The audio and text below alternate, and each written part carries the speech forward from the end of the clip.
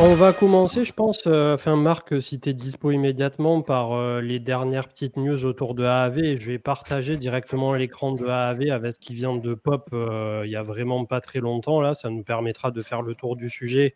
Et ça avait été réclamé par bon nombre de personnes, notamment la proposition récente que tu as faite au travers de l'ACI.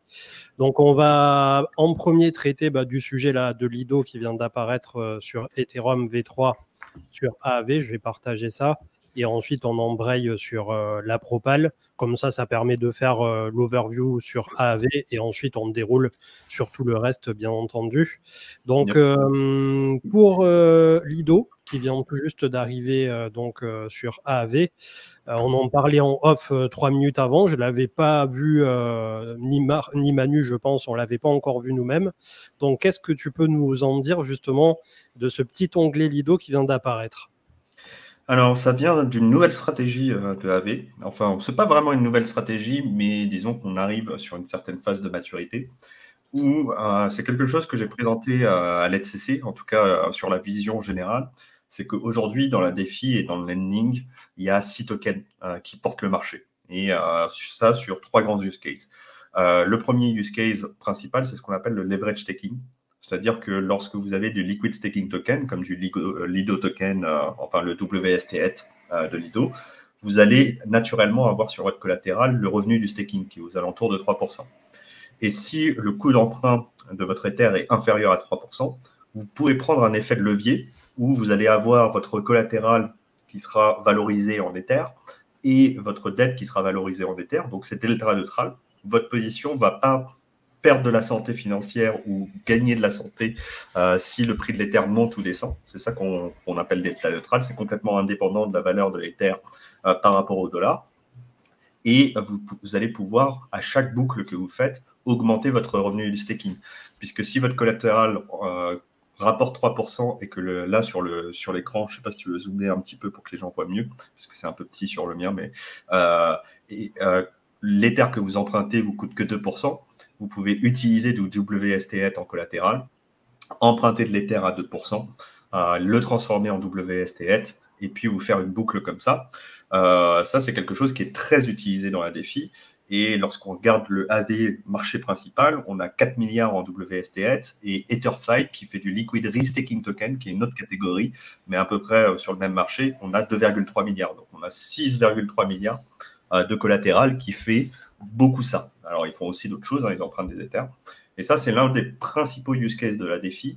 Et aujourd'hui, c'est des use cases où il y a un fort effet de levier. Donc, il faut un marché qui est robuste, avec des oracles qui sont sérieux et une infrastructure et une liquidité qui permettent de faire ça à haute échelle. Et aujourd'hui, il n'y a que AV qui permet de le faire à aussi grande échelle. Tu peux le faire aussi en utilisant Spark, qui est une copie d'AV, mais qui vient de MakerDAO, où ils ont un petit peu les connaissances pour faire ce genre de choses. Et tu peux le faire aussi avec Fluid de Instadap, qui est assez bien pour faire ce genre de choses également. Et donc ça, c'est le premier use case. Le deuxième use case, c'est de faire la même chose, mais avec des stablecoins, faire du carry trade. Donc, par exemple, si j'ai du Ethena token, du SUSDE qui me rapporte 10%, et que emprunter du DAI, ça me coûte 6,4%, et ben, je vais pouvoir faire des effets de levier comme ça aussi. Et le troisième cas d'usage, et c'est le cas d'usage le plus important de la finance décentralisée, c'est j'ai des Ethers, j'ai des Bitcoins, j'ai des tokens, j'ai pas envie de les vendre, ou je pense que ça va valoir plus de valeur plus tard. Alors j'emprunte des stablecoins pour pouvoir les dépenser, ou alors pour pouvoir acheter plus d'Ether, plus de Bitcoin, etc. Et ça, c'est notre cas d'usage principal. Et heureusement que ce soit le cas d'usage principal, parce que le reste, c'est de la spéculation, du levier, etc. Et il y a aussi une grosse partie de la défi où c'est juste de l'investissement. Donc ces 3 cas d'usage-là, ils tournent autour de 6 tokens. Ils tournent autour de Ethereum, la Lido Ethereum, le WST8, de l'EtherFi Ethereum, donc le WE8, le WBTC, qui est le deuxième plus grand collatéral qu'on utilise pour des stablecoins. Et les deux stablecoins qu'on a, c'est USDC et USDT. Et quand tu regardes dans les valorisations, on a 1,6 milliard d'USDC, 1,7 milliard de Tether, et si tu rajoutes les layers 2, on arrive à 22 milliards de parts de marché sur ces actifs-là. Et tout ça est rassemblé aujourd'hui dans le marché principal. Sauf que le marché principal, il faut qu'il fonctionne quels que soient les actifs. Il faut qu'il fonctionne si tu as du Chainlink en collatéral, il faut qu'il fonctionne si tu as de l'Ether en collatéral, etc. Donc, les choses qu'on a rajoutées sur la V3, j'espère que tout est clair hein, là, pour l'instant, parce que c'est un peu dense, surtout pour ceux qui débutent. Mais ce qu'on a rajouté à partir de la V3, c'est pour doser le risque, c'est des caps. On a mis des limitations sur le nombre d'actifs qu'on peut déposer et emprunter par classe d'actifs, ce qui nous permet d'avoir, par exemple, le Chainlink, qui est un très bon token, mais qui est plus volatile naturellement que le Bitcoin. Et ben, on va pouvoir en déposer moins sur AV que des Bitcoins. Parce que ce n'est pas les mêmes volatilités, ça n'apporte pas les mêmes risques sur le protocole, ce qui nous permet d'avoir les deux en même temps, mais de doser le risque entre l'un et l'autre. La deuxième chose qu'on a mis en place, c'est la capacité de emprunter plusieurs stablecoins qui ont différents taux d'intérêt et différentes manières de faire, dont notre stablecoin, le Go, qui a un taux d'intérêt fixe, qui permet d'avoir une prévisibilité sur ce que ça va te coûter. Et l'étape supérieure, maintenant là où on va, c'est de déployer des marchés où on va focus sur ces cas d'usage précisément, en disant il y a certains utilisateurs, eux, avec leurs Ethers, ils n'ont pas du tout envie d'emprunter des stablecoins. Et il y a des gens qui ont des Ethers, ils n'ont pas du tout envie d'emprunter tout court, mais pour des raisons légales, notamment les institutions. Et ce marché-là, Lido va beaucoup travailler avec les institutions. C'est quelque chose qui va être annoncé dans les prochains jours. Eux, ils ont des Ethers et ils n'ont pas le droit de les staker directement, mais ils aimeraient bien avoir un rendement qui soit optimisé. Et du coup, avoir un marché où il y a des gens qui apportent du Lido, STETH, et peuvent emprunter avec un fort effet de levier, mais de manière sécurisée. Et surtout, ces institutions, savoir que le collatéral, donc c'est-à-dire la contrepartie qui, les gens utilisent quoi en token de garantie pour emprunter leurs Ethers à eux, et ben c'est que du WSTETH. Et du coup, ils ne sont pas en train de prendre du risque sur un EtherFi, sur un Bitcoin, sur un Chainlink, sur un V-token. Ils prennent du risque que sur du Lido. Ça leur permet de mieux identifier les risques et ça les met plus en confiance là-dessus. Ce qui permet d'avoir beaucoup plus de liquidité et une efficacité qui est plus grande. Et pour Bootstrap ce nouveau marché, avec la DAO AV et la DAO de Lido, on a décidé d'un programme de subvention de 6 mois qui va être réactualisé et augmenté tous les 2 semaines en suivant l'augmentation du marché pour les gens qui apportent de l'Ether en liquidité. Parce qu'on vise ces institutions et les personnes qui n'ont pas envie de s'exposer au liquid staking token et qui veulent juste apporter des Ethers et avoir un yield sur leur Ether. Donc pour les 6 prochains mois, ils vont avoir un yield qui est fortement boosté. Donc si tu vas sur le marché, sur ton écran, là en ce moment, on gagne sur l'Ether quand on apporte de la liquidité 1,3% plus 41,13%. Et ça, c'est... alors forcément, 43% sur de l'Ether, rêvez pas les amis, ça ne va pas durer. Hein. Par contre, un rendement boosté, où on va voir quelque chose qui est probablement plus important que ce qu'on gagne sur le Lido sur ce marché. Ça, c'est quelque chose qui, je pense, va durer plusieurs mois. Voilà, je pense que ça va se stabiliser vers combien en règle générale en termes de reward? Parce que c'est vrai que 41%, ça n'a pas duré. Nous, on a sizé le marché pour qu'on soit aux alentours de 100 millions les 2 premières semaines, parce que c'est le lancement. Donc 100 millions de dollars sur la taille de marché. Donc là, on est à presque 12 millions en 5 minutes. Donc c'est peut-être qu'on a été un peu conservateur, mais on verra. Mais entre 100 et 150 millions pour avoir aux alentours de 6% de rendement. Ce qui est déjà 2 fois le rendement de Lido. Hein. 6% sur l'Ether sans avoir à être exposé à quoi que ce soit, c'est quand même pas mal. Ça demande dans le chat si c'est sur Layer 1, réseau principal, Ether, ouais. Pour l'instant, oui. Ouais, pour l'instant, oui. Pourquoi? Parce que les institutions, elles ne veulent pas toucher au Layer 2 pour l'instant. Ok, très clair. Je vais arrêter le partage de l'écran et partager le time check des Avenomics. Comme ça, on fait un bon petit package des familles pour ce début d'émission. Hop, il est là. Tac. Normalement, c'est à moitié traduit en français directement par le navigateur. Mais bon, il y aura peut-être des phrases avec des tournures bizarres. Mais justement, tu es là pour nous décrypter un peu tout ça. Donc, belle proposition. Hein, pour le coup, ça a été salué par tout le crypto Twitter et notamment le crypto Twitter spécialisé DeFi. Et donc, plutôt que d'en parler avec mes mots, je vais te laisser en parler toi, puisque tu es à l'origine de cette proposition. Et c'est une proposition qui pourrait permettre justement d'avoir, c'est un sujet qu'on a souvent abordé, un peu plus de use case pour le token AAV, mais pas que, puisque au milieu, ça fait aussi une belle place au Go, au stablecoin. Ouais. Et avec l'arrivée, j'en dis pas plus, de l'anti-Go, ça faisait un peu comme dans les Marvel, super-héros anti... enfin voilà, sur le coup... Alors anti-Go, ça veut dire...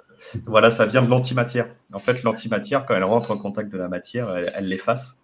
Et en fait, ça nous faisait marrer quand on faisait des recherches sur les tokenomics. Alors, c'est pas que moi tout seul, hein, je rends à César ce qui est à César. Et d'ailleurs, il y a une section dans ma proposition où je remercie tous ceux qui ont contribué. Et donc, ouais, pourquoi c'est comme ça? Parce que ça nous faisait marrer pendant la recherche, parce que l'anti-Go, ça te permet de brûler gratuitement de la dette de Go. Donc, en fait, si tu les mets en contact de ta dette, et ben, ta dette disparaît comme par magie. C'est assez rigolo. Enfin, c'était la manière de l'appeler. C'est le banc de Thanos version AAV, tu sais. Exactement, tu claques des doigts et hop, t'as plus de dette. C'est le nom de travail qui était moins marrant, c'était Go Credit. Mais c'est moins drôle quand même. Genre, t'as des bons d'achat pour rembourser ta dette, c'est moins rigolo, je trouve. J'avoue. Donc, je vous présente ça. Alors, c'est un gros morceau, mais on va faire simple et on va aller droit au but. En fait, on change complètement la manière dont l'économie d'AV fonctionne. Alors, on ne change pas la manière dont AV fonctionne, dans le sens où vous continuez à déposer des actifs, c'est surcollatéralisé, vous continuez d'emprunter, et quand vous empruntez, vous payez des intérêts. Ça, si vous avez compris ça, vous avez compris AV, et a priori, vous ne serez pas perdu dans cette nouvelle position. Mais aujourd'hui, comment AV est protégé ? Aujourd'hui, AV est protégé historiquement. Il n'y a pas eu énormément de problèmes sur AV, mais il y en a eu quand même. Le plus récent, c'était les CRV attaques avec Avi Eisenberg, qui est aujourd'hui en prison. On le salue s'il nous regarde. Je ne suis pas sûr qu'il est Twitch en prison, mais il doit être avec SBF. Et je crois qu'il est dans la même prison que SBF. Ah ouais, genre réellement. Je crois qu'ils sont réellement dans la même prison. Ou alors il l'était à une époque, mais...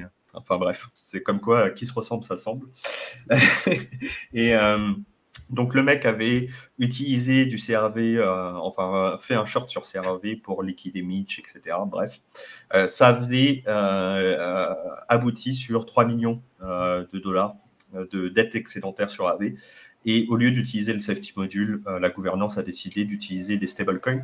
Pourquoi ? Parce que là, c'est affiché sur la petite image. En fait, du cash, on en a plein à la DAO d'AV. Là, actuellement, on en a presque 68 millions de dollars, et dont beaucoup de stablecoins. Donc, ça valait pas le coup d'utiliser le safety module et de slasher les gens qui ont du AV quand on avait le cash pour rembourser les trucs. Donc, ça a coûté 2,5 millions. Exactement, pas 3 millions, puisque le prix du CRV a un peu bougé entre-temps. Mais voilà, 2,5 millions de dollars en USDC pour acheter du CRV et combler les dettes. Donc ça a été l'événement principal qu'on a eu. Il y a eu des plus petites choses aussi sur AV, mais c'est de l'ordre de quelques milliers de dollars sur des positions qui n'arrivent pas à être fermées parce que le gaz est trop cher, ou alors c'est des toutes petites positions de genre 10 dollars et ça sert à rien de les rembourser, ce genre de choses. Donc le protocole généralement fait un coup de cleaning là-dessus, mais ça n'a pas coûté grand-chose. Et la ligne de défense principale de AV jusqu'à aujourd'hui, et encore aujourd'hui, et la proposition cherche à changer ça, c'est que les gens qui stackent du AV se fassent saisir leur AV et qu'on puisse vendre ces AV pour récupérer des USDC, des Ethers ou ce dont on a besoin pour combler le protocole. Aujourd'hui, c'est un gros succès, ce safety module, et parce qu'il y a 477 millions de dollars pendant qu'on est en train de parler dedans. Et du coup, potentiellement, il y a jusqu'à 30% de slashing. Donc, potentiellement, ça pourrait faire une protection aux alentours de 100 millions de dollars.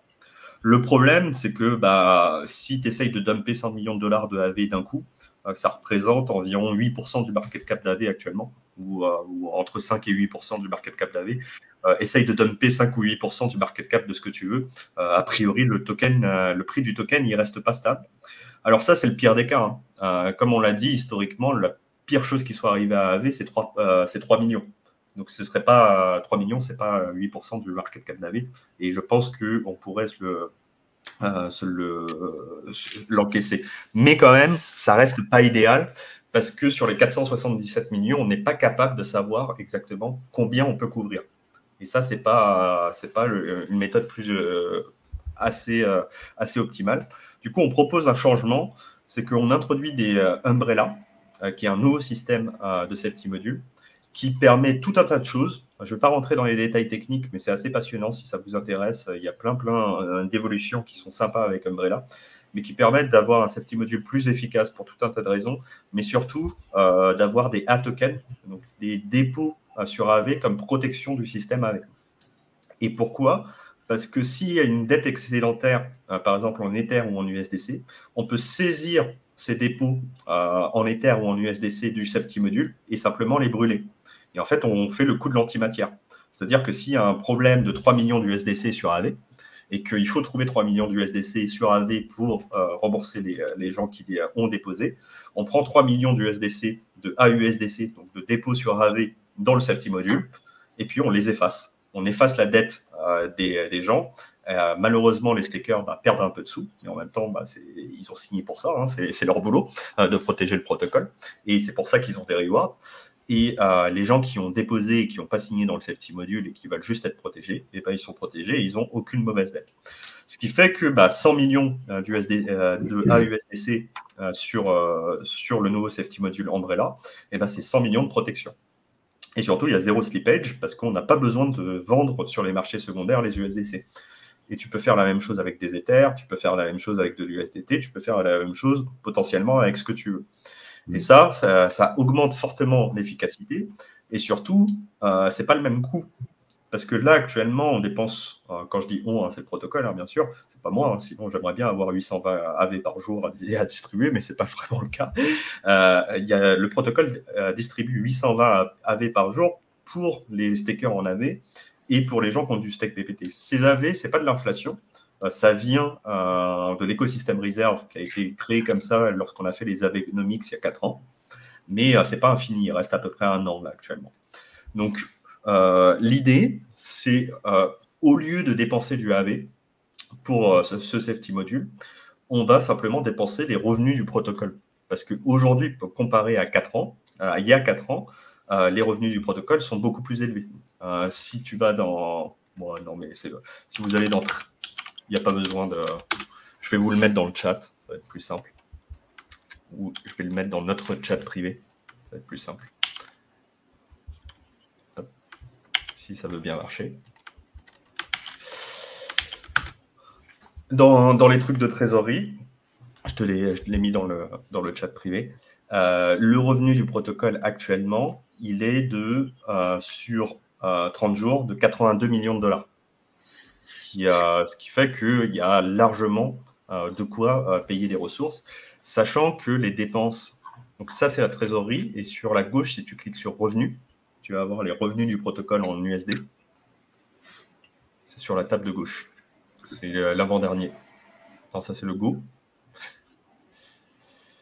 Et donc, là, on voit qu'en moyenne, sur 30 jours, il y a 82,3 millions de dollars de revenus.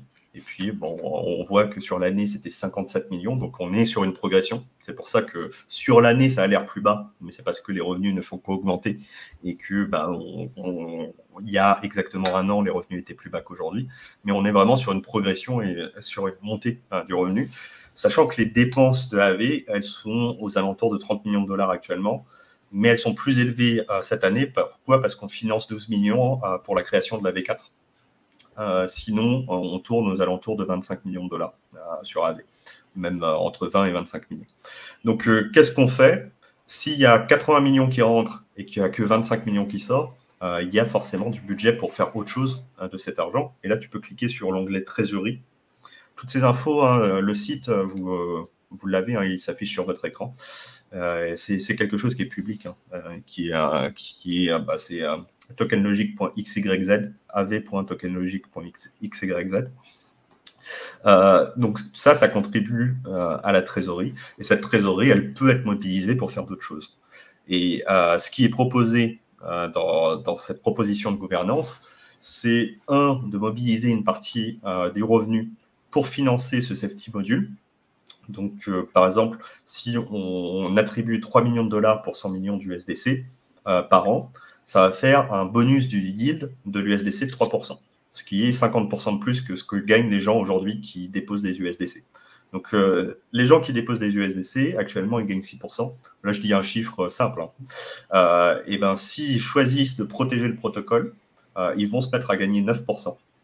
Et donc, ça va leur booster leur yield énormément. Et pour seulement 3 millions de dollars, on peut se récupérer 100 millions de dollars de protection.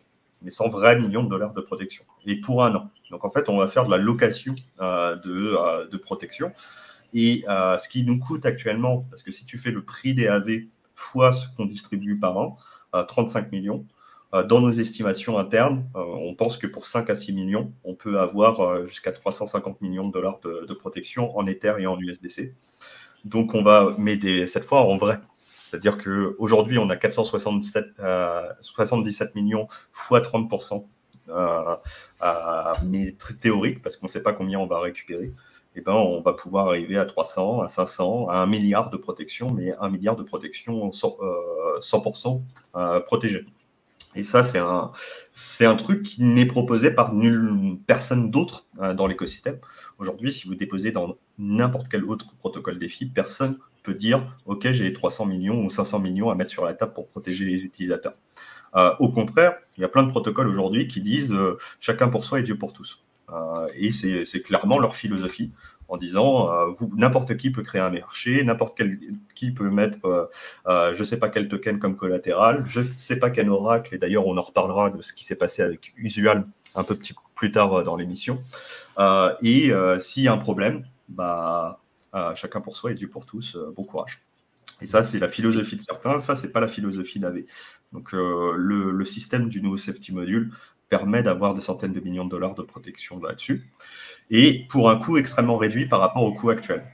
Donc, même si on rajoute, disons, 10 millions de dollars là-dessus sur les 25 millions qu'on dépense déjà, donc on arrive à 35 millions de dollars par an, et le calcul, on n'est toujours pas aux 85 millions de dollars qu'on a dépensés. Il y a toujours 50 millions de dollars en trop. Donc, qu'est-ce qu'on fait de cet argent? Ça, c'est la proposition. Tu peux retourner dans la proposition, s'il te plaît, CM. La proposition, c'est on n'a qu'à acheter du AV et le distribuer aux gens qui stackent du AV. Et vu que le AV n'est plus un safety module, le staking, ça devient un staking module où on distribue les revenus excédentaires du protocole. C'est-à-dire qu'on fait le compte et l'état de l'ensemble des dépenses du protocole, de l'ensemble des incentives du protocole pour la protection et pour la croissance, de tous les service providers qui travaillent sur le protocole, les gens comme moi et mon entreprise et toutes les autres entreprises qui travaillent pour le protocole AV. Et une fois qu'on a fait la somme de tout ça, tu peux aller tout en bas si tu veux, comme ça on va au plus simple. Une fois qu'on a fait la somme de tout ça et qu'on met une marge quand même excédentaire, pour pas se retrouver cul nu entre guillemets du jour au lendemain, on peut acheter du AV et le redistribuer directement au staking module et pas au safety module. Et donc, on rentre sur un nouveau système qu'on appelle buy and distribute. Donc, on n'achète pas du AV pour le brûler, comme MakerDAO le fait, parce qu'on pense que c'est une mauvaise tokenomics. Brûler des tokens pour rien, c'est pas très intéressant. Mais buy and distribute, c'est pour moi un bon système. Pourquoi? Parce qu'on prend des AV des week-ends et on les redistribue aux gens qui sont alignés sur le long terme. Et les gens qui veulent avoir du staking, du revenu en Ether, ils peuvent faire le safety module Ether. Les gens qui veulent staker de l'USDC, avoir de l'USDC, ils ont le safety module USDC. Et les gens qui veulent plus de AV, ils peuvent staker du AV, ils auront plus de AV. Et du coup, ça permet d'avoir des tokenomics qui sont très clairs.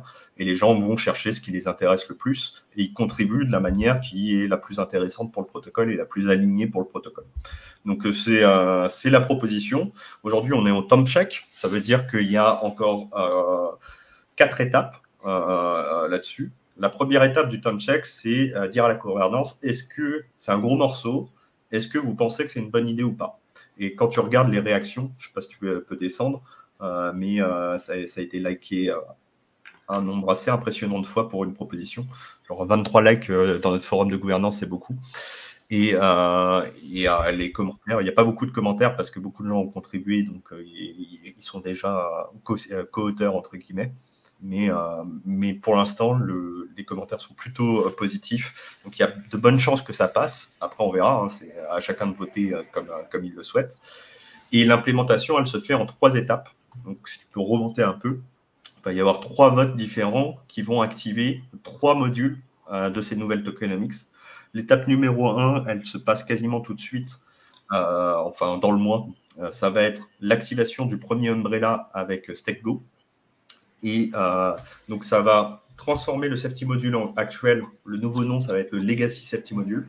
Ça adopte tous les principes dont on a parlé aujourd'hui en disant on va aller faire ça et on va l'implémenter au fur et à mesure. Merit, ça continue. Merit, c'est les récompenses pour le StakeGo. Ça continue, mais sur le nouveau safety module qui est déployé. Et ce nouveau safety module, il protège la dette en Go. Donc ça, c'est la première étape. Et il y a des milestones à atteindre pour atteindre chaque palier. Et ça, on est suffisamment rentable, la trésorerie a suffisamment d'argent dedans et le Go est suffisamment développé pour pouvoir l'activer. Donc là, on attend juste le développement de BGD Labs sur Umbrella pour, dans les prochaines semaines, activer ce premier jalon. Le deuxième jalon, c'est le fameux Antigo. Donc ce sera quelques semaines plus tard. Tout ça, normalement, ça se passe si on est... Alors, faut pas trop donner des dates, mais moi, je suis très, très, très confiant sur ça. Ça se passe cette année. Et objectif quand même que ça se passe en septembre, octobre, tout ça.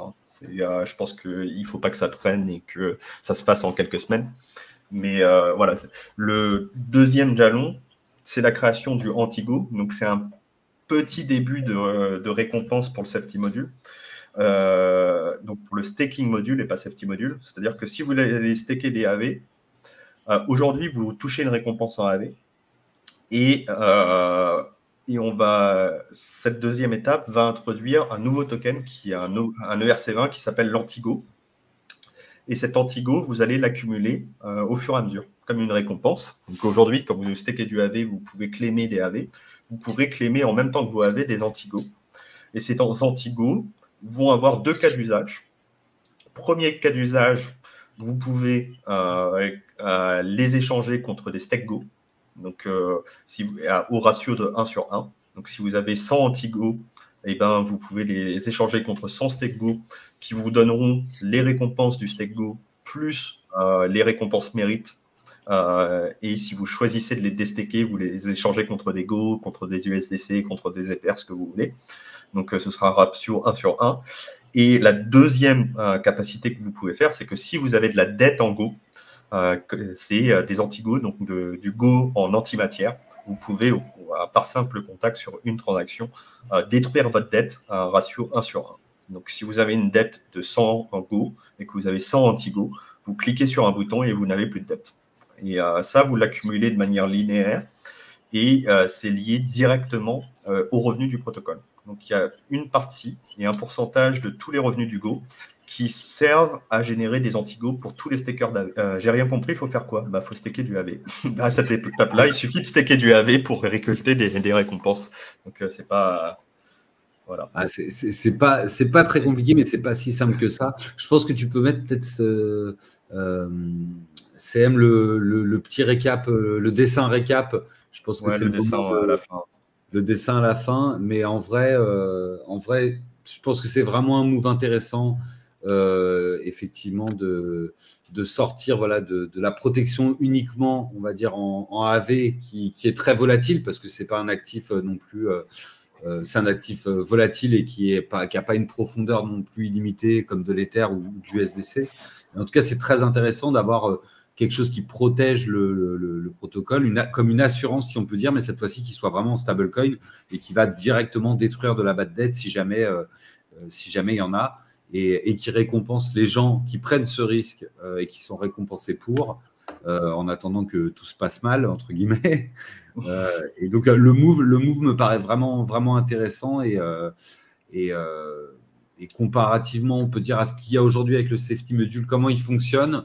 En tout cas, je trouve que c'est vraiment plus, de mon sens, c'est même plus rassurant.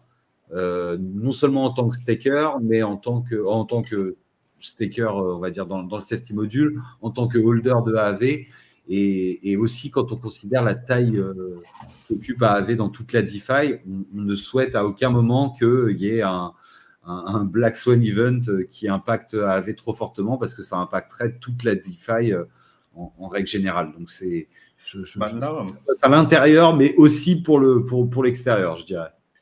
Là, on rentre dans un système où en fait les utilisateurs d'AV ils sont protégés dans quasiment tous les cas. Alors, ça ne veut pas dire qu'il ne peut pas y avoir de problème. Hein. Me faites pas dire ce que j'ai pas dit.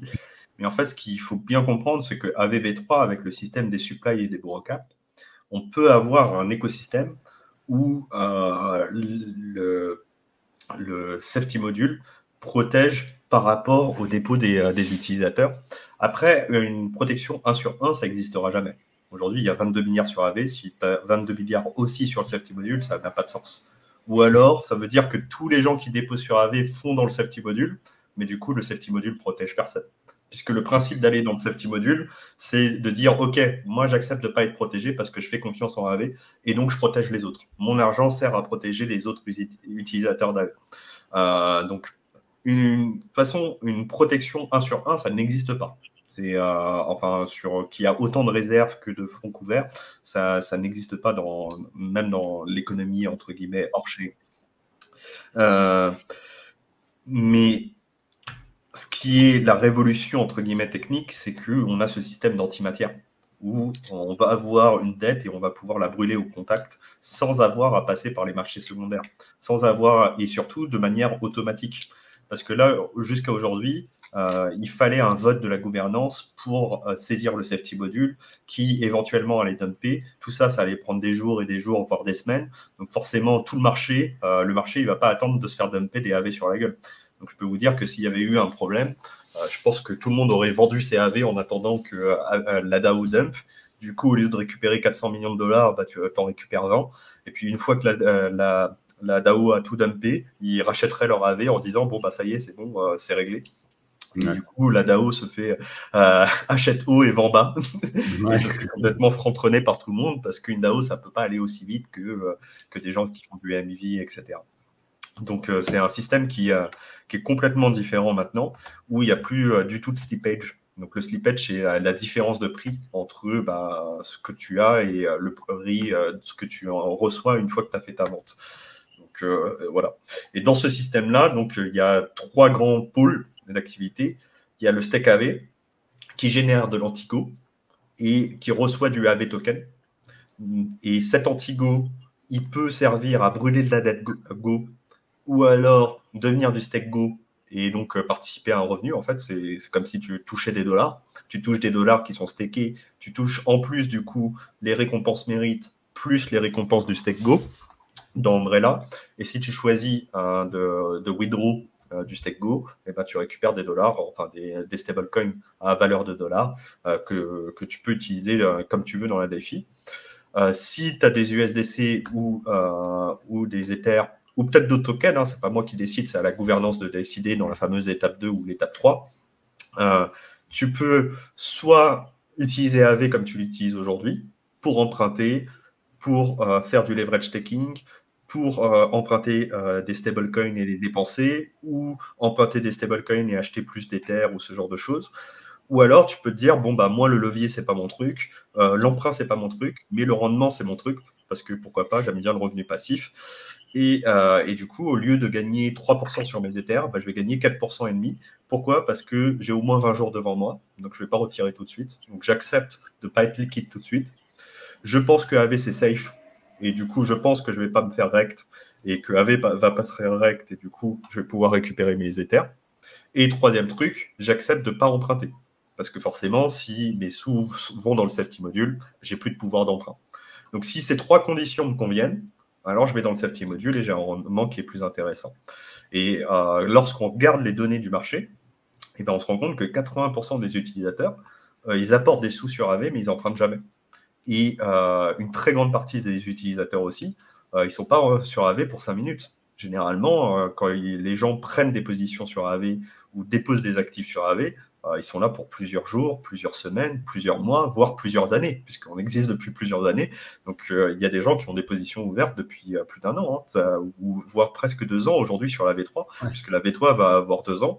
Moi, je sais que ma position personnelle, j'ai commencé, je l'ai fait grossir au fil du temps, mais je l'ai commencé au Avalanche Summit, donc à Barcelone, je crois que c'était il y a 2 ans. C'était en janvier 2022.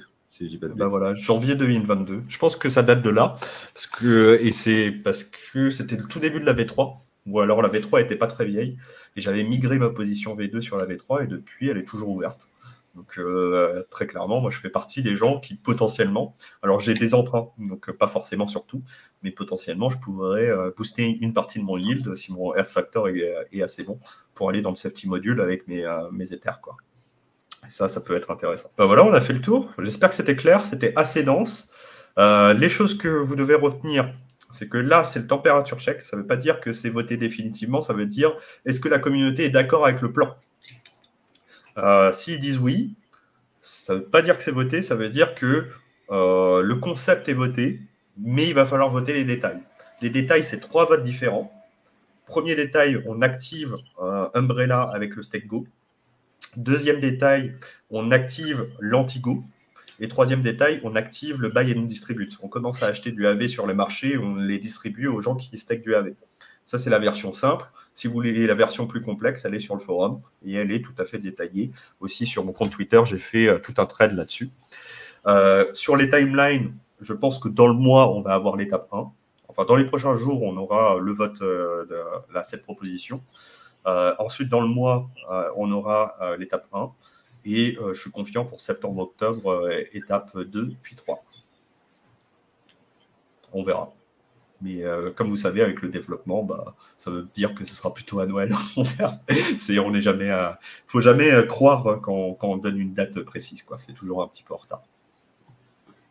Oui, puis c'est l'été, etc. Donc, ça peut des fois avancer un petit peu moins vite dû à la chaleur. Ouais. Non, mais il n'y a personne qui part en vacances. Moi, je suis là tout l'été. Moi, je bosse jusqu'à la DEFCON en novembre. Et après, je ne reviens pas de la DEFCON. C'est mon plan. Donc là, je ne prends pas de vacances. Je n'ai pas du tout pris de vacances cette année. Et, parce qu'il y a plein de trucs à faire. Mais moi, je veux sortir les tokenomics et je veux sortir tous les trucs, les nouveaux marchés. Et donc, mon plan, c'est en novembre, je vais à la DEFCON et après, je reste en Asie pendant 2-3 semaines. Voilà, je rallonge mon voyage. Au lieu d'aller à la DEFCON et revenir en Europe, je reste en Asie, je profite un peu de la vie. Et puis, je reviendrai bien avant Noël quand même, mais normalement au mois de décembre en Europe. C'est mon plan. Joli plan. Qu'est-ce que vous avez pensé là des événements récents et notamment de la conférence à Nashville il y avait déjà Robert, je sais plus quoi, Kennedy là, JF Kennedy qui avait annoncé qu'il voudrait faire une réserve un peu. Il avait piqué finalement un peu les punchlines de Donald Trump. À ceci près qu'il voulait en acheter un bon paquet. Bon, il a très peu de chances d'être élu aujourd'hui. Peut-être au-delà de ça et au-delà du bruit et de l'effervescence autour de Trump, est-ce que la vraie proposition, elle venait pas de Cynthia Lummis qui a fait une vraie propale de loi pour acheter 1 million de BTC sur 5 ans? Et ça, c'était plutôt cool pour le coup. Enfin, je sais pas trop ce que vous en pensez. Est-ce que ça reste du blabla ou voilà, des promesses électorales dont on va se méfier, c'est clair. Mais j'ai trouvé que quand même, il y avait pas mal de gens qui, petit à petit, et elle, pour le coup, la sénatrice, ça fait très longtemps qu'elle est pro-crypto et pro-Bitcoin, commence à se faire un peu plus entendre, en tout cas. Moi, j'ai 2 choses à dire. Premier truc, le Robert Kennedy, il était ultra bitcoiner déjà. Donc, je sais plus c'est quoi, son nom c'est RFK, donc Robert Junior Kennedy, enfin bref. Lui, c'est un petit, pas un petit, c'est pas condescendant ce que je dis, mais c'est pas quelqu'un qui a la capacité d'être président tout de suite. Mais il a un petit peu influencé les candidats sur la partie crypto. Ce qui a été important dans cette conférence, ça a été le discours de Trump, qui a fait de nombreuses promesses. Alors, on sait qu'avec les politiques, et surtout avec Trump, les promesses n'engagent que ceux qui les écoutent.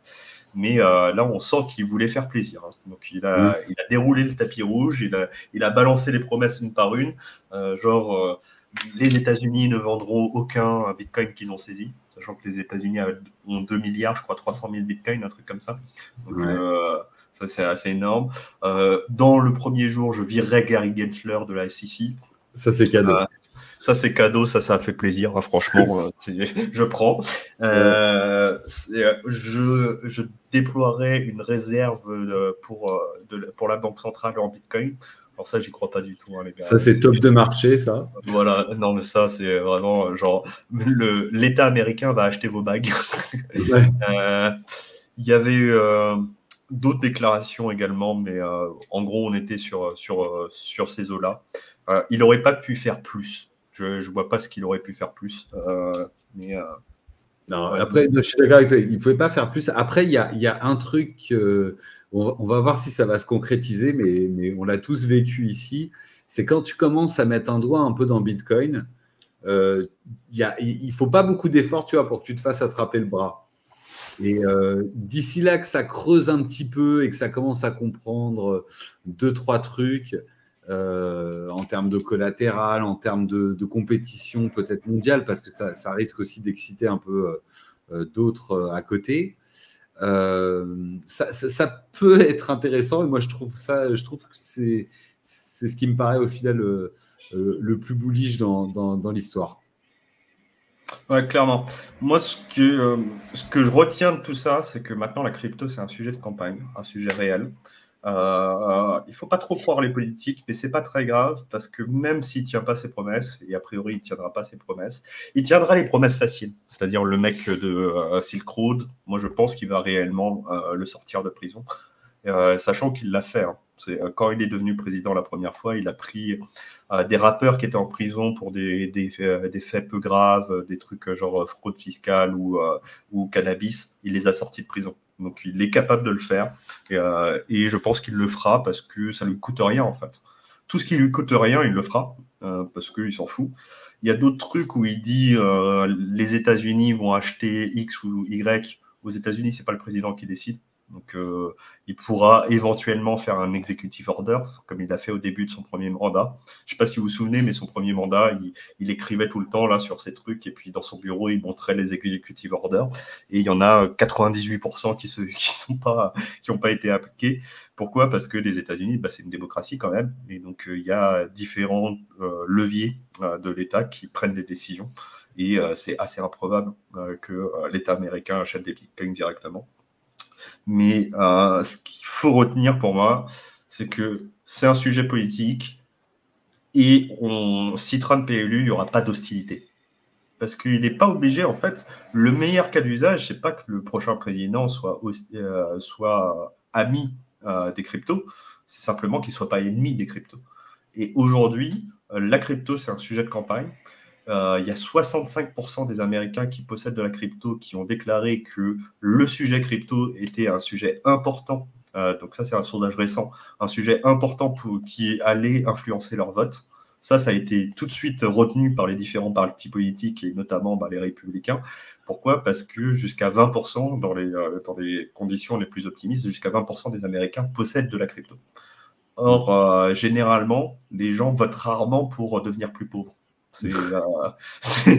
Généralement, c'est pas trop leur truc. Et si les 20% des Américains, il y en a plus de la moitié d'entre eux qui disent c'est un sujet important qui va influencer mon vote, je pense qu'on a eu un changement de paradigme et que les démocrates ont commencé à faire des choses dans ce truc-là, à changer leur fusil d'épaule et à devenir beaucoup moins anti-crypto. Anti-crypto, ouais. Mais ça on l'a vu, hein, le revirement, effectivement, on ne peut pas dire qu'ils soient encore pro-crypto, mais en tout cas, on a vu des signaux faibles qui disaient, oui, bon, on va peut-être, du moins pendant le temps de la campagne, lâcher un peu la bride sur ce sujet et peut-être pas, au final, c'est peut-être pas si génial que ça de dire on va faire la chasse aux cryptos, on va mettre des impôts, on va vous saisir, etc. Visiblement, en fait, c'était pas un narratif qui ramenait des voix. Donc, on l'a vu changer au fur et à mesure. En même temps que leur candidat, d'ailleurs. Exactement. Donc, on verra ce que déclare Kamala Harris. Les rumeurs disaient que Kamala Harris avait essayé de participer à Nashville. Et les rumeurs disent que les organisateurs de Nashville ne l'ont pas invité. Ils l'ont invité fortement à ne pas venir. Si c'est vrai, c'est une très grave erreur stratégique, parce qu'on a tout intérêt à ce que les deux partis politiques fassent des déclarations pro-crypto. Donc refuser un candidat, c'était pas, je pense, le mieux si on veut servir les intérêts de la crypto en général. Après, bon, est-ce que c'est vrai ou pas? Et puis les organisateurs, ils font ce qu'ils veulent dans leur propre conférence. Après, voilà, je pense qu'ils sont en train de se raviser quand même, ceux qui n'étaient pas trop pro-crypto, parce que c'est vrai que quand on regarde les chiffres, apparemment, c'est un vrai sujet maintenant hein, aux États-Unis. Tu avais tous ceux qui possèdent des cryptos là, qui avaient répondu à un sondage récent et qui disaient que pour 75% d'entre eux, ils voteraient un peu avec leur wallet. Donc, ça commence à faire. Hein. Je ne sais plus combien il y a de millions ou de dizaines de millions de gens qui ont des cryptos aux États-Unis, mais ça pèse. Hein. Ouais, moi j'avais lu le chiffre de 65%, mais ouais, c'est effectivement ce qu'on a mis en avant. Ça pèse énormément et je pense qu'on arrive à des... Et ça, c'était quelque chose qui était prévu il y a très longtemps, dans le sens où, en fait, quand tu arrives à une masse critique d'adoption, les gens ne votent pas contre eux-mêmes. Donc, si tu as une part non négligeable de la population qui possède des cryptos dans leur patrimoine, et ça, les ETF, ça a été quand même un grand changement là-dessus, personne ne va se mettre à voter anti-Bitcoin. Tu vois, si dans ton PEA, alors là, je ne parle pas de la science-fiction aujourd'hui pour la France, hein, mais si dans 20 ans, tu as 30% des Français qui ont 10% de Bitcoin dans leur PEA, qui va voter pour un candidat anti-Bitcoin? C'est quelque chose qu'on a déjà dit ici plein de fois, hein, au final. Alors, dans un pays comme la France, entre guillemets, c'est moins impactant aujourd'hui, mais de dire que nous, tous qui regardons, qui regardons la crypto de près, etc., forcément, dans notre choix de vote en règle générale, ça a forcément une influence et ça en aura une de grandissante avec le temps. Ça, c'est pour d'avance. Oui, effectivement. Donc, et une fois qu'on atteint cette masse critique et qu'on passe ce palier, on ne reviendra plus en arrière, les amis. En tout cas, là, par rapport aux tweets récents et tout ça, quand je regardais un peu ce qui se passait sur les réseaux et notamment sur Twitter, je ne sais pas quel est votre ressenti, mais j'ai l'impression que petit à petit, la plupart des gens s'attendent à une fin de cycle qui serait entre la fin d'année et maximum printemps 2025. Mais surtout, par rapport au premier trimestre 2024, où tout le monde était extrêmement bullish, j'ai l'impression que les targets ont été vachement revus à la baisse. Je vois passer beaucoup de 80, 90 000, 100 000, 120 000, mais quasiment plus aucun 200, 300, des market cap qui étaient complètement délirants pour le coup, puisque Bitcoin à 300 000, ça ferait 6 000 à 7 000 milliards à lui seul. Donc, ça commence à faire pour le coup. Mais bon, voilà, moi, j'ai la sensation que soit on est en train de subir un peu une énième manipulation de marché et on le voit à chaque fois que le BTC essaie de pousser un peu, de revenir vers son ATH, on se prend une news, les États-Unis ont bougé leur BTC, Mt. Gox va distribuer, les Allemands nous ont fait la Blitzkrieg, enfin bref, ça ne s'arrête jamais le truc. Donc au bout d'un moment, tu te demandes ce qu'ils vont nous sortir encore du chapeau. Et pour autant, après tout ce qu'on a traversé depuis le printemps 2024, on a un Bitcoin justement qui colle à son ATH. Donc on a un peu deux signaux, deux salles, deux ambiances, mais c'est vrai que ça laisse quand même, on va dire, un goût assez optimiste pour la suite, tout en n'ayant pas à chaque fois toutes les cartes en main de ce qui se joue un peu derrière, et d'un point de vue justement politique et d'un point de vue étatique, les BlackRock, quelles sont leurs véritables intentions. C'est un peu compliqué à naviguer ce cycle. Hein. J'ai une sensation que tout le monde est un peu perdu. Je pense que non, on est en train de balayer tous les nuages. un par un. On les fait passer. Donc, on a l'Ethereum ETF, le dégazage de Grayscale qui a lieu de manière assez soutenue. Durant la première semaine, il y a 10% de tous les ETE qui ont été dumpés en faveur des nouveaux ETF, avec genre 1 milliard, je crois, de volume sur la première journée. J'ai plus le chiffre exact, mais ouais, c'est ça. On avait eu des volumes qui étaient quasi identiques à ceux de Bitcoin, sauf qu'après, en termes d'inflow, outflow, on était à un cinquième à peu près, un quart, un cinquième. Là, aujourd'hui, ce qui pénalise finalement le lancement des ETF Ether, c'est qu'on est sur un ratio divisé par 5 par rapport à l'engouement qu'on a eu du côté de Bitcoin. Et pendant ce temps, tu as Grayscale qui distribue du 300 à 500 millions par jour. Donc là, la balance, malheureusement, pour l'instant, elle n'était pas tout à fait en notre faveur. Mais bon, ça va durer quoi? Maximum un mois, quoi. Oui. Après, moi, je trouve en tout cas dans ce cycle, je l'ai déjà dit, mais je trouve qu'on est vraiment au bon endroit. Là, on est post-halving, on est calé sous la TH. Ça me fait vraiment penser à 2020, hein, d'une certaine façon, où on a fait un peu la même chose avec un artefact Covid juste avant. Mais en tout cas, quand ça va partir, on va partir en price discovery. Vous savez, les amis, comment ça se passe quand on part en price discovery. C'est un peu n'importe quoi. Donc après, de là à dire que ça aille direct en ligne droite à 300 000, attendez, ne faites pas dire ce que j'ai pas dit. Mais je pense effectivement qu'on aura un bull run d'anthologie qui met son temps. Et plus il prend son temps, et mieux c'est. On a eu... moi, j'étais le premier à le dire que j'avais un peu des sueurs quand on a vu qu'en début d'année, ça partait aussi fort avec les ETF Bitcoin. Au final, je suis très content qu'on ait dégonflé un peu ça, qu'on soit retourné, visiter les 50 000, puis remonté, puis redescendu, etc. Ça se construit bien. Bon, le graphe de TH, il est un peu moins joli, mais... Le TH BTC est bizarrement, aujourd'hui, là, pendant le dump de Bitcoin, on a pris presque 3% sur ETH BTC. Donc, et pourtant, à mon avis, aujourd'hui, tu as Grayscale de nouveau qui ont dû bazarder 100, 200, 300 millions.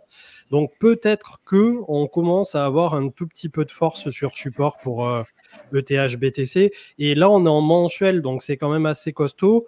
Et on voit que le MACD, les histogrammes sont clairs depuis 2 mois, est en train de ralentir. Donc, une fois de plus, pour moi, je le disais déjà au printemps, il y a tout qui pointe autour de l'automne, quoi. Là, on va avoir ce mercredi, la décision normalement de la Fed qui va dire si oui ou non il pivote en septembre. Donc ça, c'est là où tout va se jouer maintenant. Ouais, et puis, tout à fait. Ils ont besoin aussi, Trump, il aura besoin... après, je ne suis pas un économiste de renom, donc je ne peux pas trop me prononcer, mais étant donné aussi la taille de la dette américaine, le poids des intérêts sur cette dette, etc., il n'est pas dit qu'il baisse, dans un premier temps, qu'il baisse les taux, mais après qu'il nous refasse la même qu'en 2020 avec l'imprimante magique pour diluer un peu toute cette dette, etc. Hein, donc, très clairement. C'est comment ça se passe hein, pour Bitcoin, etc. Ça suit l'or également, hein, d'un autre côté, ça suit une tendance haussière par rapport à la liquidité qui est présente. Hein. Dès qu'il y a de la liquidité présente sur les marchés, la crypto en bénéficie autant si ce n'est plus que les actions. Hein. Très clairement. Mais les PO de la Fed sont généralement des événements à court terme bearish. Donc ça, il faudra bien monitorer cette transition. Il y a autre chose qui est une force qui va forcer les États à baisser leur taux d'intérêt, c'est qu'aujourd'hui, les acheteurs de dette ont des économies qui se ralentissent, notamment en Asie, où des gros acheteurs, je crois que la plus grosse puissance étrangère qui achète du trésor américain, c'est la Chine. La Chine a ses propres problèmes internes et l'argent n'est pas aussi fourni qu'avant. Et là, ils sont en train de vivre leur première mini-récession depuis l'ouverture de la Chine et une croissance à 3 chiffres, enfin peut-être pas à 3 chiffres, mais une croissance très forte depuis les dernières décennies. Donc, ils ont leurs propres problèmes et ils ont peut-être moins d'argent à aller ape sur d'autres territoires. Et donc, il va falloir réduire un petit peu le coût de tout ça pour maintenir une attractivité. Ouais. Donc ça à voir ce que ça va donner. Mais moi, je reste bullish, quoi. Très clairement. Je reste positionné. Je ne suis pas Ça fait longtemps que je n'étais pas passé sur les 3 actions là que je suis pour l'Asie. Nintendo, c'est pas mal, hein, pour le coup.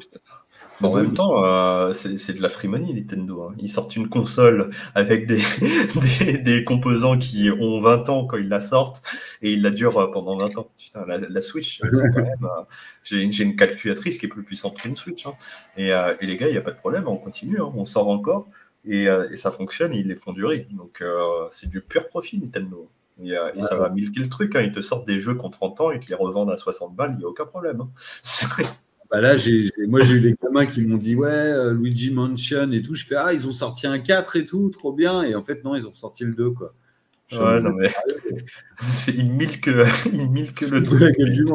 Après, c'est bien. Hein. Je suis pas du tout en train de dénigrer. Si vous avez une famille et que vous êtes dans ce genre de jeu, c'est très très bien Nintendo. J'ai une Switch moi-même, mais je trouve que les gars ils milquent. Hein. C'est une belle économie. C'est le Apple du jeu vidéo. Moi, je le considère vraiment comme ça. Et ça, c'est quoi comme option? Xiaomi? Xiaomi, ouais. Et il y avait pas mal d'actions asiatiques qui étaient revenues très très bas, et notamment les actions chinoises au moment où bizarrement tous les dirigeants, notamment comme de Alibaba, disparaissaient quelques mois. Il leur apprenait à ne pas être trop capitaliste apparemment. Mais enfin, quand ils réapparaissaient du moins. Mais bon, bref, c'est des boîtes où il y a pas mal de gens, je pense, qui ont eu très peur que ça parte vraiment, pas à zéro, mais bon, bien en couille, quoi. Ce qui a été le cas pour certaines, mais ouais, c'est un monde un peu à part, on va dire. C'est pour ça que j'observe de loin, je n'investis pas pour l'instant sur le marché asiatique. Je pense que c'est un marché qu'il faut connaître vraiment de l'intérieur, être très bien rencardé, mais ça reste intéressant, quoi. Clairement, je suis assez d'accord avec ça. Qu'est-ce qu'on pourrait dire de plus pour clôturer tranquille? On fera un peu de questions-réponses. Le marché US, je jetais un petit coup d'œil comme ça. Le SP500, il est flat aujourd'hui. En mensuel, on va faire une toupie. Donc, c'est une bougie d'indécision si ça reste comme ça pendant 2 jours de plus. Les fameux Magic 7 sont en sous-performance. Ouais. Alors, ce qu'on appelle les Magic 7, c'est les nouveaux FANG. Alors, on a eu, ça a changé de nom pas mal de fois, mais maintenant, il y a 7 actions qui portent le marché américain et notamment le SP500. Vous les connaissez tous, hein, mais attends, je vais prendre la liste parce que je vais dire des conneries ou je vais en oublier un. Magic 7, tu as Stocks. Tu as Apple, Amazon, Tesla, Meta, donc Facebook, Google, Google Alphabet, Microsoft et Nvidia. Donc ça fait 1, 2, 3, 4, 5, 6, 7. Voilà, c'est ça.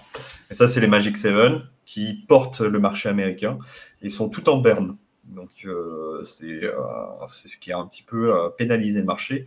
Pourquoi? Parce que les résultats ne sont pas incroyables. On sent que Nvidia il commence à fatiguer un peu. En même temps, regardez-moi ce truc-là. Ils ont le droit de fatiguer après avoir fait 3000%. Ouais, ça va, ouais. C'est franchement, il n'y a pas de souci. Prenez une petite pause. Il y en a qui commencent à faire du food en disant la moitié des salariés sont multimillionnaires, ils n'ont plus envie de bosser, etc. Ça, c'est sûrement vrai. Je ne sais pas s'ils ont plus envie de bosser, mais ça, c'est sûr qu'il y en a beaucoup de multimillionnaires. Ah oui, c'est la moitié des salariés sont millionnaires, genre objectivement, aujourd'hui. Mais bon, en même temps, tant mieux pour eux. Parce que Nvidia a une culture d'entreprise assez ouverte là-dessus, où ils distribuent des stock options assez facilement à leurs employés qui sont là depuis un petit moment. Et je trouve ça très très bien d'intéresser les employés aux bénéfices d'une société. Donc, si la société, elle fait x1000, c'est normal que les salariés deviennent millionnaires, tu vois. Ça devrait être la norme, en fait. Ça me choque pas plus que ça. Parce que, pourquoi pas, tu vois, si le boss devient milliardaire, tu as le droit que ton employé devienne millionnaire. Enfin, bref. Peut-être que je suis trop capitaliste ou pas assez. Chacun a ses propres opinions là-dessus. Tesla n'a pas eu des résultats incroyables.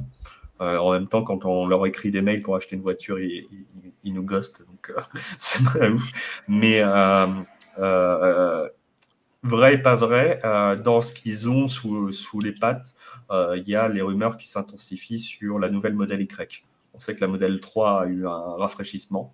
La modèle Y est annoncée pour 2025. Enfin, elle n'est pas annoncée, c'est des rumeurs pour 2025 où ils voudraient faire un rafraîchissement de cette gamme-là, sachant que la modèle Y, c'est la voiture la plus vendue aujourd'hui. Donc,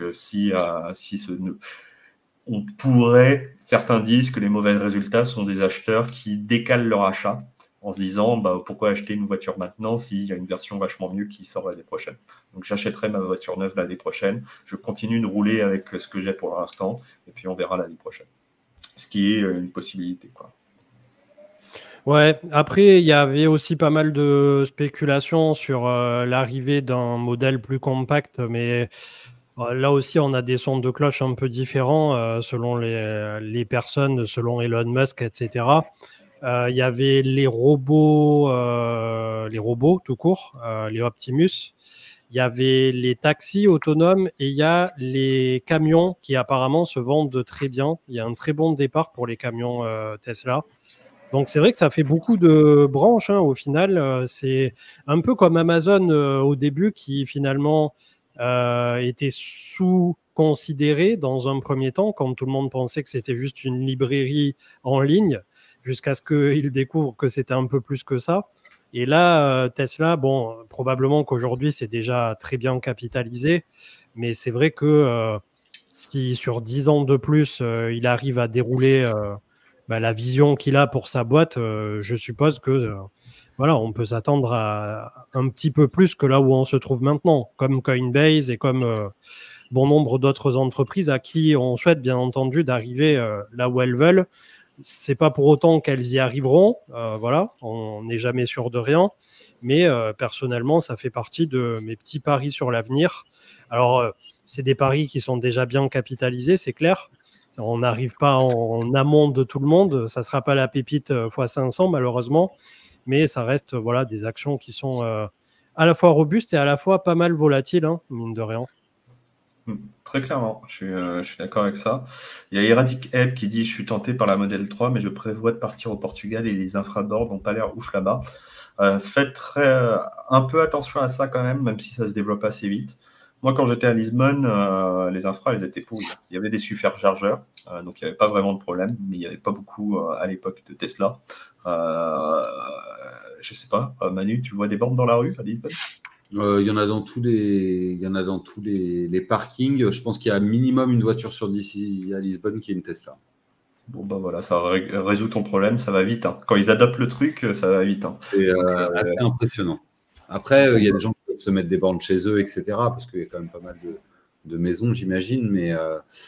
Mais en tout cas, tu vas dans un parking. Je crois même que les parkings sont gratuits quand tu vas te recharger ou un truc dans le genre. Bon, ça calme le truc. Moi, je suis impressionné par la France. La France était pourrie, mais comme dit Patac.coin, tous les Lidl ont une borne maintenant. J'y suis allé la dernière fois. Comment ça s'appelle, Total Energy maintenant. Les bornes d'autoroute, ils ont des trucs Tesla où ils ont moi, je suis allé faire le cours ce matin dans le parking du supermarché. Il y avait 6 ou 7 bornes. Ouais, c'est pareil. Là où je suis, le supermarché a des bornes. Mon supermarché, ils ont deux trucs. Ils ont des bornes rapides qui sont payantes et si tu es là, et, par exemple, moi souvent je vais au cinéma et après je fais mes courses. Enfin, je vais pas vous raconter ma vie, mais voilà, je pense que vous aussi vous avez une vie à côté. Généralement, je vais charger en lent entre guillemets et lent c'est gratos. Rapide c'est payant, lent c'est gratos. Donc si tu vas voir un film en 3 heures, tu as déjà pas mal chargé ta batterie. Enfin, tout ce genre de trucs. J'ai une prise chez moi maintenant, alors que j'en avais pas. Ce qui fait que, franchement, la vie en voiture électrique, elle est de plus en plus simple. Et j'ai l'impression qu'elle se simplifie de plus en plus. Les infrastructures, elles se sont installées très rapidement. L'adoption a été très rapide aussi. J'ai l'impression que j'en vois partout des Tesla.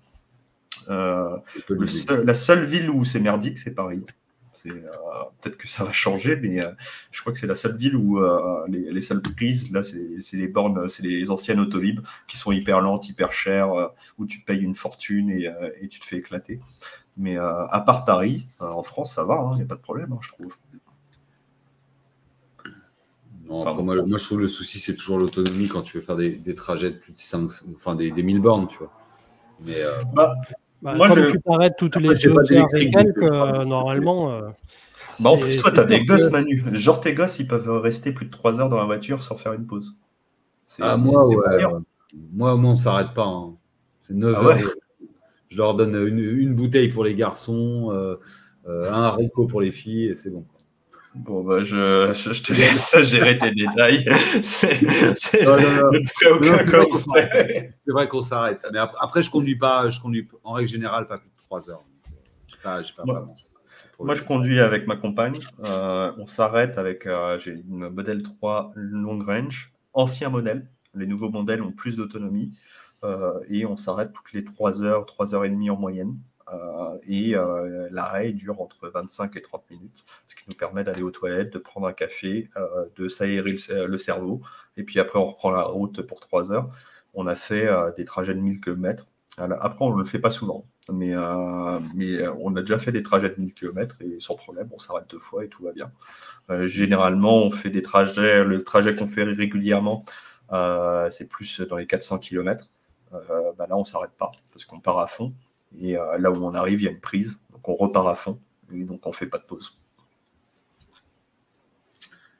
Allez. À quelle vitesse de croisière? Moi, je suis un petit vieux.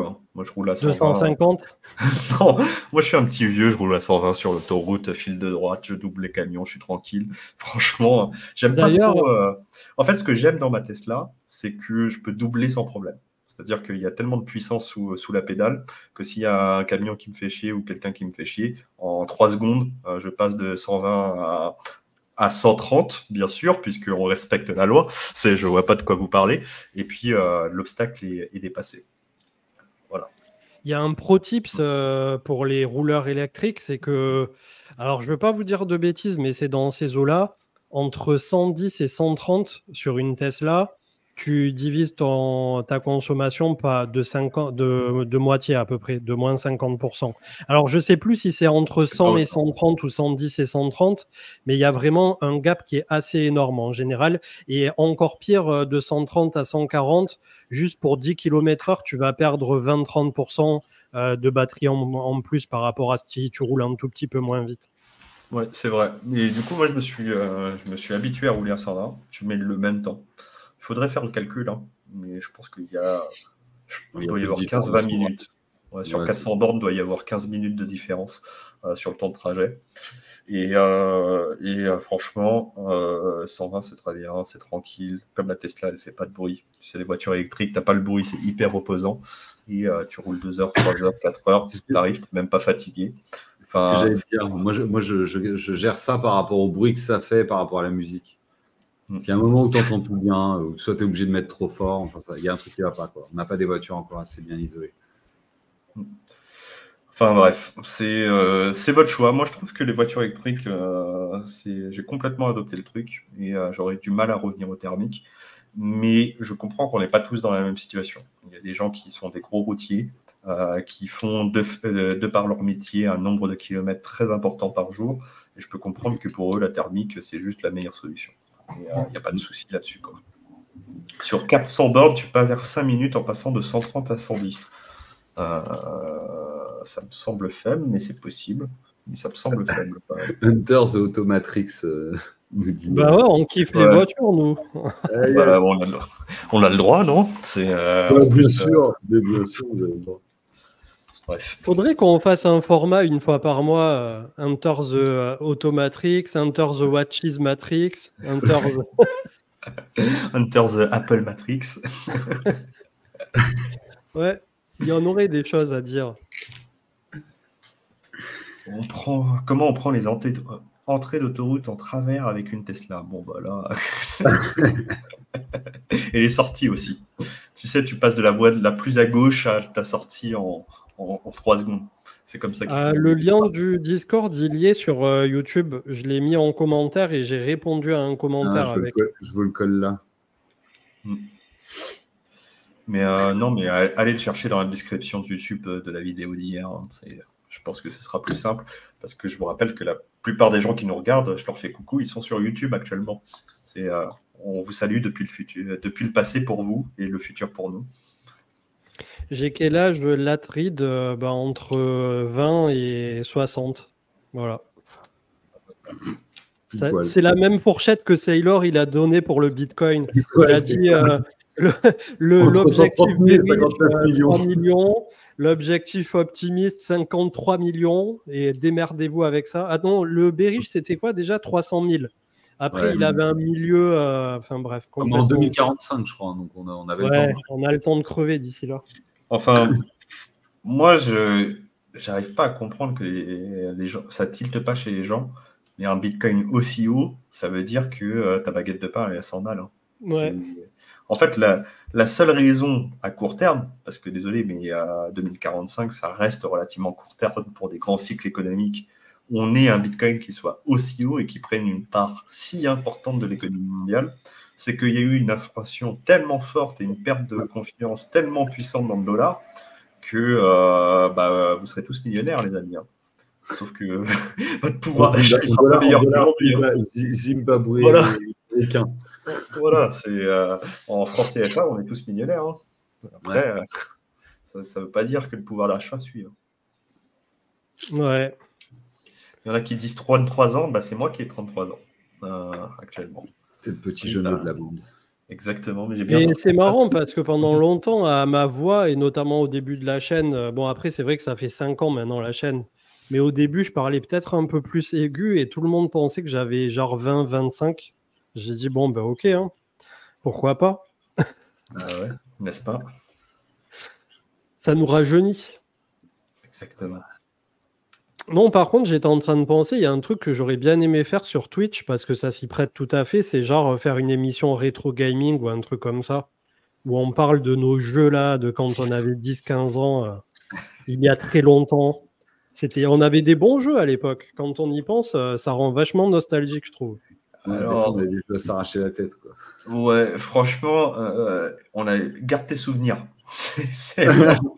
Le rétro gaming, c'est mieux d'y penser que de l'essayer, parce que tu sors les vieux jeux qui étaient injouables à la difficulté, mais vénères, au graphisme qui pique les yeux, etc. Le rétro gaming, c'est un bon concept, mais dans la réalité, c'est fatigant, quoi. Après, dans les consoles de l'époque, et surtout les temps de chargement, on ne se rend pas compte, mais moi, je suis incapable d'attendre avec une machine aujourd'hui. Et allumer un ordi, avant, ça prenait 1 minute. Hein. Ça prenait genre une vraie minute ou 2 minutes. Un temps de chargement, tu jouais à un jeu vidéo, tu avais un écran noir avec marqué loading de 40 secondes où il ne se passe rien et c'est genre t'attends, quoi. Ça, c'est des trucs, depuis qu'on a les SSD, depuis qu'on a un peu de RAM et des choses un peu puissantes, on n'a plus l'habitude de ça. Mais c'était vraiment la norme à l'époque et ça fait un peu mal. Hein. Ça pique. Hein. Ouais, c'est vrai. Bon, on en a quand même qui étaient là. Hein. Je vois des gars, des Tony Hawk 2, des Alex Kidd, etc. On était là. Et le démineur, ouais, pour rien gâcher. 33 ans, tu n'as pas joué en 56K. Si, Internet, c'était 56K quand j'étais petit. C'est la DSL, c'est venu plus tard. Hein. La DSL, je crois que c'est 2000-2003. 2000-2003, j'ai 10-15 ans. Donc, et ouais, mon gars, je suis pas si jeune. Putain, alors que pendant que toi, tu cherchais ça, nous, on téléchargeait des photos de Finu qui apparaissaient comme ça. Ah oui. Ça aussi, je te laisse assumer tes propos. Il était sur Emule, il téléchargeait Blanche-Neige et les 7 nains, et il retrouvait Blanche-Fesse et les 7 nains. Alors ça, malheureusement, c'est arrivé à tout le monde. Hein. C'est la bonne excuse de... Mais non, j'étais pas du tout en train de télécharger ça, c'est un mauvais lien. Bon, moi, ce qui m'impressionne, non, mais sur la nostalgie, j'ai quand même envie de dire qu'on est arrivé dans un Internet où c'était beaucoup plus libre avant. Avant, déjà, tout le monde était anonyme. Personne ne donnait son nom sur Internet. Moi, quand j'ai grandi sur ce qu'on appelait IRC, dans les forums, etc., tout le monde avait un pseudo et ça venait pas à l'esprit des gens de donner son blaze et de montrer un peu sa tête ou ce genre de choses. Montrer sa tête dans des discussions, tu faisais ça avec des gens proches, quoi. Et donc déjà, là, on a perdu beaucoup de l'anonymat et je trouve ça dommage parce qu'il y a des droits qui partent avec. On a perdu beaucoup de liberté aussi parce qu'avant, on téléchargeait. Et on téléchargeait alors de manière illégale, hein, certes, hein, et les droits d'auteur c'est important, il y a des gens qui créent des contenus et c'est normal, mais on avait accès à plus de culture qu'on a accès aujourd'hui, dans le sens où maintenant quand je veux voir un film, bah, j'ai le choix de ce que Disney Plus me montre, ce que Netflix me montre, ce que Amazon Prime me montre. Mais à l'époque du téléchargement, si je voulais voir un film obscur japonais des années 60, non seulement je le trouvais, mais en plus je trouvais des sous-titres, il y avait une communauté et j'allais trouver un forum des gens qui étaient passionnés de culture japonaise. On était peut-être 15 en France, mais on discutait et quelqu'un allait acheter le DVD, le ripait, comme on disait à l'époque, et le partager aux autres copains. Alors c'est pas bien, hein, ça reste une infraction et un truc contre les droits d'auteur, mais j'ai l'impression qu'on avait un accès un peu plus ouvert aux choses avant. Et je trouve qu'il y a beaucoup de droits sur Internet qui ont reculé et que la liberté en général sur Internet a énormément reculé. Ouais, c'est vrai. Ouais. C'est bien possible. Vieux réac. Avant de peut-être de tomber dans l'Alzheimer. Eh ben, on vous laisse. Ça fait 1h20 qu'on est avec vous. C'était un grand plaisir. Et puis, on se retrouve la semaine prochaine, les amis. Yes, bah merci à tous les deux d'avoir été là. Vous avez le replay qui est disponible avec une bonne demi-heure en début d'émission autour de AAV et du nouvel onglet Lido, notamment, en plus des AAVnomics qui sont proposés sur le forum de gouvernance. Donc, pour ceux qui ont pris en cours de route, n'hésitez pas à aller check. Et on se retrouve donc mercredi, nous, pour la quotidienne sur YouTube, maximum jeudi ou vendredi. Mais je pense que mercredi, ça va être un peu le juge de paix avec cette annonce de la Fed par rapport au pivot. C'est là où ça risque de décaler assez fort dans un sens ou dans l'autre. Bonne soirée, merci à tous et à plus. Ciao, ciao. Ciao, bye bye.